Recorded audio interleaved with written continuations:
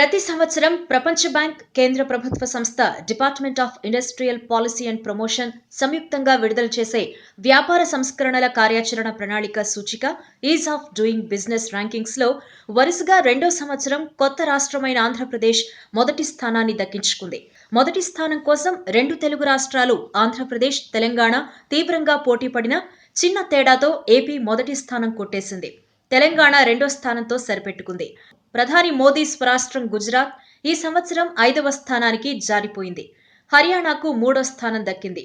ఈ సందర్భంగా తెలంగాణ ఐటీ శాఖ మంత్రి కె తారక రామారావు ట్విట్టర్ ద్వారా ఏపీ ముఖ్యమంత్రి చంద్రబాబు నాయుడుకి శుభాకాంక్షలు తెలిపారు.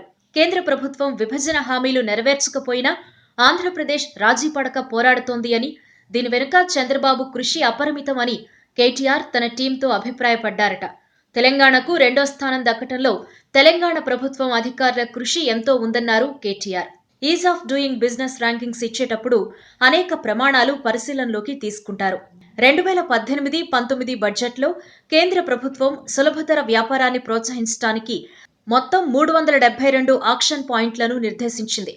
వీటిల్లో నిర్మాణ అనుమతులు, కార్మిక నియంత్రణ విధానాలు, పర్యావరణ అనుమతులు, సమాచార లభ్యత, భూమి అందుబాటు, సింగిల్ విండో క్లియరెన్స్ మొదలైనవి ఉన్నాయి. ఈ ఆక్షన్ పాయింట్ల అమలును విశ్లేషించి కేంద్ర ప్రభుత్వం రాష్ట్రాలకి 2 స్కోర్లు ఇస్తుంది.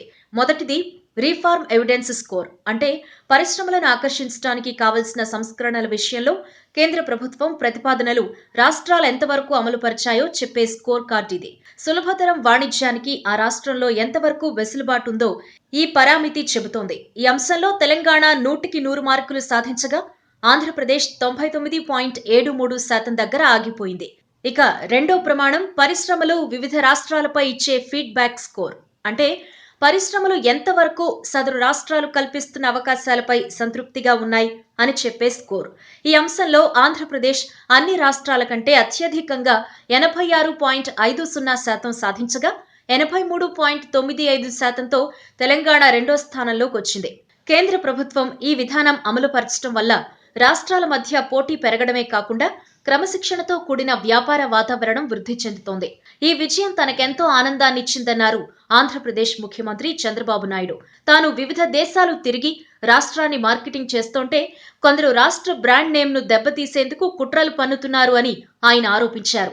పారదర్శక, అవినీతి రహిత విధానాల వల్లే రాష్ట్రానికి పెట్టుబడులు వస్తున్నాయని బాబు అన్నారు.